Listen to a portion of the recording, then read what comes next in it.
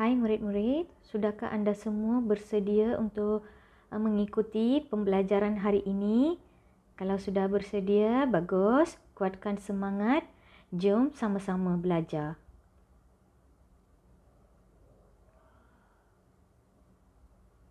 Hari ini hari Khamis, 29 Julai 2021. Anda kini bersama dengan Cikgu K. Kavita dan tajuk yang akan Cikgu ajar pada hari ini ialah kata ganti nama diri laras bahasa istana. Murid-murid, sila keluarkan buku teks bahasa Melayu dan anda boleh merujuk muka surat 16. Baiklah murid-murid, sebelum Cikgu mengajar topik yang baharu, mari kita sama-sama imbas kembali tajuk yang dipelajari sebelum ini. Ingat lagi ke topik yang telah Cikgu ajar pada hari Isnin? Kalau ingat, bagus. Hari Isnin, Cikgu telah mengajar tentang pengumuman pertandingan makan buah-buahan tempatan. Ingat lagi ke nama buah-buahan tempatan? Kalau ingat, bagus dan sila beri tepukan untuk diri sendiri. Baiklah murid-murid, tajuk apa yang akan Cikgu ajar pada hari ini? Jom lihat. Hari ini, Cikgu akan mengajar tentang kata ganti nama diri laras bahasa istana. Apa itu kata ganti nama diri laras bahasa istana? Mula-mula anda perlu tahu apa itu istana. Istana ialah tempat sultan tinggal. Kita tinggal di rumah, manakala sultan tinggal di istana. Sebab itu namanya dipanggil sebagai istana.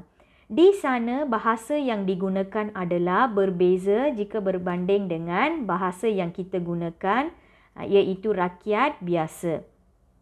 Digunakan oleh golongan istana dan rakyat dalam perbualan. Jadi, laras bahasa istana ialah bahasa yang digunakan oleh golongan istana dan juga rakyat dalam perbualan.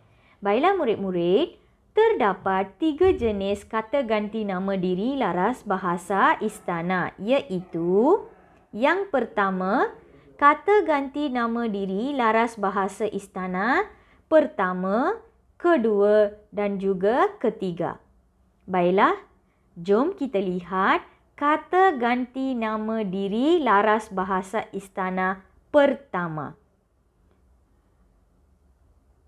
Jom kita lihat contoh. Baik, yang ini, yang pertama iaitu laras bahasa istana kata ganti nama diri pertama ialah beta. Beta ialah bermaksud sama dengan saya. Tetapi beta ini digunakan oleh sultan untuk diri sendiri. Apabila kita berkata tentang diri sendiri, saya pergi ke kedai. Apabila sultan menyatakan ataupun memberitahu tentang dirinya sendiri, sultan akan menggunakan perkataan beta, bukan saya. Jadi beta ini digunakan oleh sultan untuk menceritakan tentang dirinya sendiri. Faham tak murid? Baiklah, contohnya. Beta amat murkah dengan sikap kamu, kata Sultan Mahmud. Baik, apa maksud beta? Beta ialah saya, tetapi digunakan khas untuk sultan. Di sini ada satu perkataan murka. Murka maksudnya marah. Tadi cikgu sudah beritahu bahawa bahasa istana memang lain daripada bahasa biasa. Baik, jom kita lihat yang kedua. Contoh yang kedua, patik. Patik juga bermaksud saya, tetapi digunakan oleh rakyat biasa semasa berdepan dengan sultan. Tadi, beta digunakan oleh sultan sendiri, manakala patik digunakan oleh rakyat biasa semasa berdepan dengan sultan.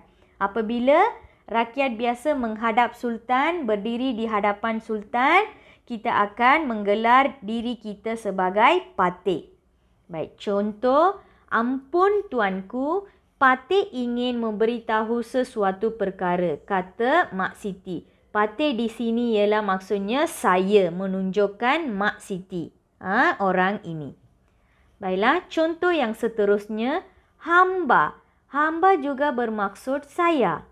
Digunakan apabila rakyat biasa bercakap dengan rakyat biasa. Baik, apabila rakyat biasa bercakap dengan rakyat biasa, mereka akan menggunakan hamba bagi menggantikan perkataan saya.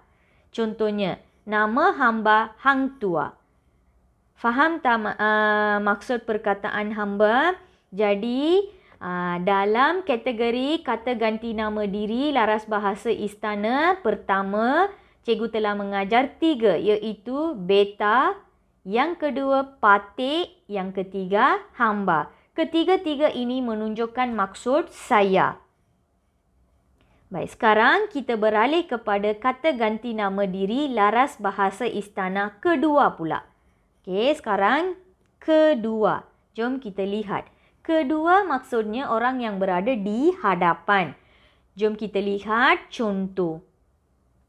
Tuanku. Tuanku maksudnya awak. Tetapi awak ini digunakan untuk apabila rakyat biasa bercakap dengan sultan. Tadi apabila sultan menggelar dirinya sendiri, sultan menggunakan perkataan beta. Tetapi apabila rakyat biasa, iaitu kita berjumpa dengan sultan, kita akan panggil sultan sebagai tuanku.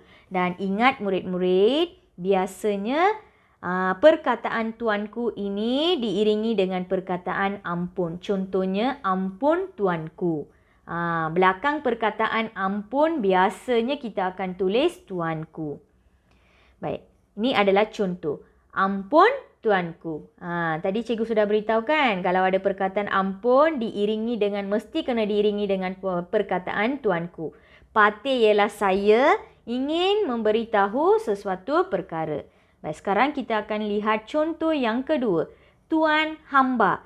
Tuan hamba juga bermaksud awak atau kamu, tetapi digunakan apabila rakyat biasa bercakap dengan rakyat biasa. Contohnya, adakah tuan hamba sudah bersedia? Maksudnya, adakah awak sudah bersedia? Tetapi disebabkan ini adalah istana, laras bahasa istana, mereka akan gunakan tuan hamba bagi menggantikan awak. Baiklah, sekarang kita akan lihat kata ganti nama diri laras bahasa istana ketiga pula. Iaitu, jom kita lihat contoh yang pertama, baginda. Baginda maksudnya dia. Tetapi kita menggunakan perkataan ini untuk sultan. Baginda hanya untuk sultan. Iaitu, baginda telah berangkat ke luar negeri. Maksudnya, dia telah berangkat ke luar negeri. Kita menceritakan tentang sultan, tetapi kita tidak boleh mengatakan dia. Kita perlu mengatakan baginda. Baginda telah berangkat ke luar negeri. Baiklah murid-murid, cikgu berharap anda faham tentang kata ganti nama diri laras bahasa istana. Sekali lagi cikgu ulang, ada 3, iaitu pertamanya beta, ingat lagi ke pate, lagi hamba, tuan hamba, lagi tuanku, beta, baginda. Ini adalah antara contoh-contoh kata ganti laras bahasa istana yang telah cikgu ajar pada hari ini. Tugasan hari ini anda perlu menonton video ni dan seterusnya menyenaraikan kata ganti nama diri laras bahasa istana dalam latihan modul. Seterusnya isi tempat kosong. Yang ini pun terdapat dalam modul. Jadi anda perlu membuat latihan ini. Baiklah, sekian sahaja kelas kita pada hari ini. Cikgu harap anda dapat membuat tugasan hari ini dengan jelas dan dengan betul. Sekian, terima kasih. Jumpa lagi murid-murid.